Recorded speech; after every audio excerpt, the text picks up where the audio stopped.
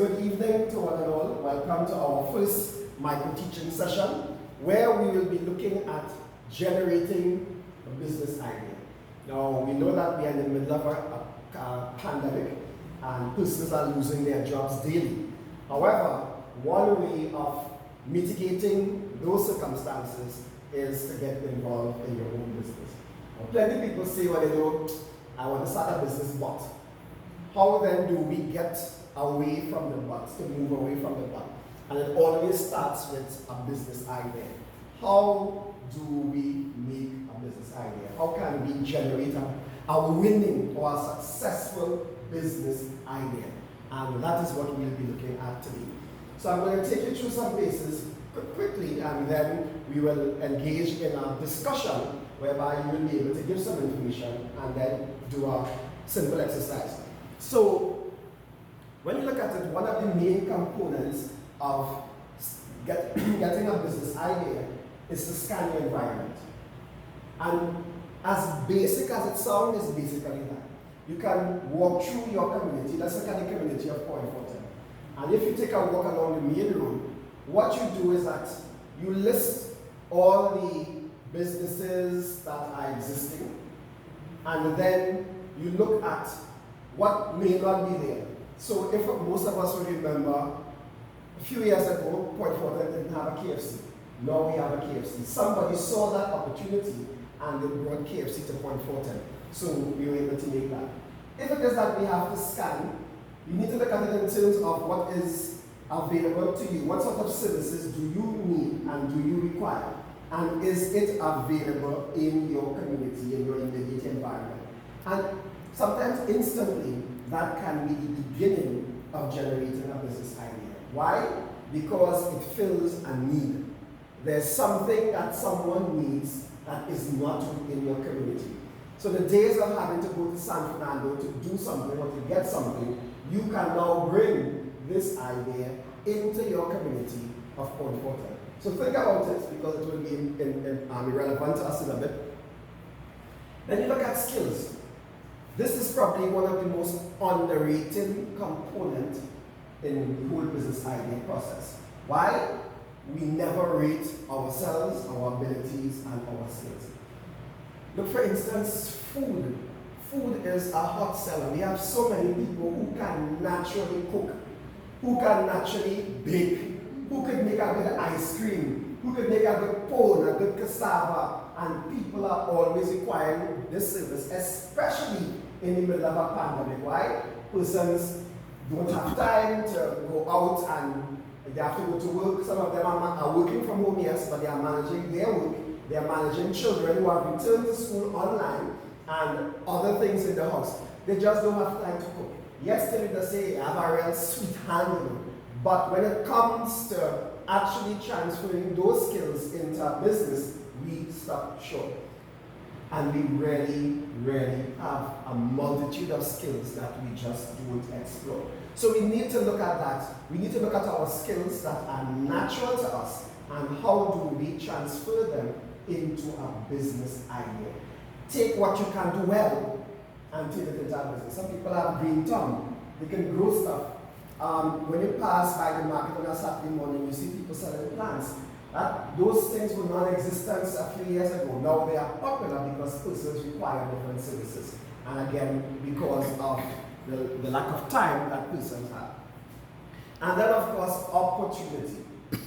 Sometimes opportunity knocks and we are not prepared to take advantage of those opportunities because we have not put anything into practice. So we have not assessed our environment, we have not looked at our skills and then applied it into what we do. So if it is now, and we would have seen some new opportunities, for instance, General Hospital was built in Point Fortin. It's about to open. What opportunity will be presented now that we have a General Hospital in Point Fortin, and it serves a large catchment area, from literally Sejas all the way to Library. So you have persons coming, and there may be specialized services that is offered in Point Fortin that may not be offered in the other General Hospital. How then do we transfer or take that opportunity and turn it into a successful business idea. Long time persons who were standing by the side of the road selling stuff were scoffed at. Now that's a norm. Almost everything that you need now, you can find it as you drive along the side of the road. How then do we make those opportunities? With the hospital, there are supposed to be other facilities coming to build up that area. We position ourselves to be ready to capture those opportunities to put it into practice. So, based on what was just said, just to hear from you, do you believe by looking at any of those components, even in your mind, have we ever thought of the skills that we have on the environment in coming up with a business idea? Yeah, well, for me, I always look at the skills that I have.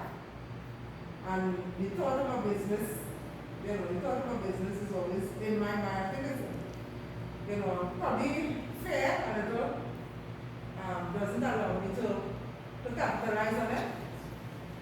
But I know that I'm good with my hands in terms of cooking. I can cook anything. And I'm also very good at making a very good chow. So that was one of the things that was on my mind recently because I like chow. I have a lot of friends who love chow. And we have basically one person in point that I see selling chow and I'm sure I can do better. So I've been looking at that recently. Actually, I've been juggling that thought in my mind. Because I like making chow with different things. Yes. And I can make chow with almost anything. So that is one of the things I was thinking about recently and going into that. That was a business I really was thinking about recently. Yeah. And especially when you would have seen the concession stand at Maritime, where the guy has an array of different items that he uses to make chow. Of course, it's a lucrative business. People literally go there from all different parts together. Anyone else before we continue? Alright, so I'm going to give us an exercise to engage in. We're all familiar with this fruit. As we said, zabuka, that's a local terminology for it. Probably the proper term they say is avocado, but we know it as good old zabuka.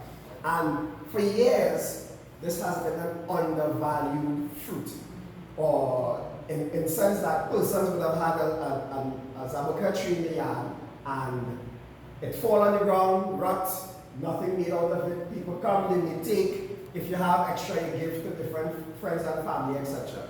But zabuka has been or avocado has been an underrated fruit. Look at it this way: based on your environment, based on your skills, and based on the opportunities that present itself, how can we take this zabuka fruit and turn it into a business idea? So I'm going to give you a few minutes to think of it. And if you have a little paper and pen if you want to write, think of it. What can you do with avocado that is not already being done? And even if it is being done, that you can do better to make it into a lucrative business idea. And don't limit yourself in terms of, as Val was saying, it can even be zabuka chow. Why not? We just don't know. What can we do with avocado and make it a successful business idea that we can eventually turn into a business for ourselves and our family? I was thinking avocado ice cream. Of course. Avocado ice cream. Everybody likes avocado, everybody likes ice cream. Within combination. That's right. Within combination. And you see, it's important to note, sometimes somebody might say, avocado ice cream, and their response might say, the first time you make it, it may not come out the way you want it to, but with time, you will be able to perfect it and get it into it. What do you think are some of the benefits of avocado ice cream? Well, avocado itself, it's a healthy fat. And, so if you're thinking about ice cream and the first thing you're thinking, because a lot of people really health conscious. Of course, yes. So you're thinking this nutrition, right? So definitely, and especially when you think of it in terms of being a natural or organic something, persons tend to gravitate towards that because of the value. What else can we do with this avocado that we are customizing? Avocado punch. Avocado punch. Yeah. definitely. And again, we say, and remember, for us, especially in this part, when avocado there's. So there's plentiful. So we even have to look at ways of preserving or freezing, so that we have it as a supply, even if it's seasonal, we have available. So we have avocado ice cream, we have avocado punch, what else? Salad. An avocado salad, and people again health conscious. And I am telling you, I mean, I have been there trying for the longest while to keep at the exercise regime. If I have someone who makes avocado salad and just bring it to me daily, definitely that is something that you would look at. Like, you know, people like to make dips, you can do the guacamole, and you have it, you know, preserve it, just like you have with those dips. Yes. You know, you do your guacamole, Your rice. own local, and you put the local And you flavor put into the it. local flavor into it and you bottle it, and it's there for you to chips. Definitely. So, of course, actually, it does make a really good combination, chips and guacamole. Anything else that we can do with avocado that we feel that we Hair and skin products. Hair and skin products. And that's it. Again, persons are gravitating towards the natural hair and skin products now. So instead of going to an established pharmacy or pharmaceutical location, you can go and begin to make your own avocado hair and oils, etc. Now, I'm wondering if you're seeing, sometimes we take these things for granted, but these are actually business ideas and they can be winning ideas. Why is that so? When you think of it, one, do we have anyone using avocado and the offspring of avocado even within our community? Actually, don't exist. The only thing you see is that persons will buy avocado in the market. But there's nothing in terms of a product, a byproduct of avocado that is on the shelves or in the market. So each one of those ideas can be a successful business idea when you begin to implement it. And this is what we do. It's important, so as we begin to sum up, to look at it from this perspective. Look at your environment. You will know the people, especially within your community, within your environment. We know that people are health conscious. So these are some of the things that you will analyze. We do not have a proper chow stand in Point Fortin, and chow is a delicacy that we are accustomed to using whatever local fruit is available. So we look at the environment. We also look at the skills, and we all have skills to either transform avocado into something edible or into something that can be used for skin and face and hair, etc. And of course, the opportunity always presents itself. If persons know that that is available to them, and as we said, we have several industries opening up in the environment, in the community, and people are there, they may be willing to patronize this business in that regard. So in a nutshell, it's important for us to look at it from that perspective and bring it into context to make sure that we are able to develop winning and successful business ideas using those techniques that we will have just encountered here. Good.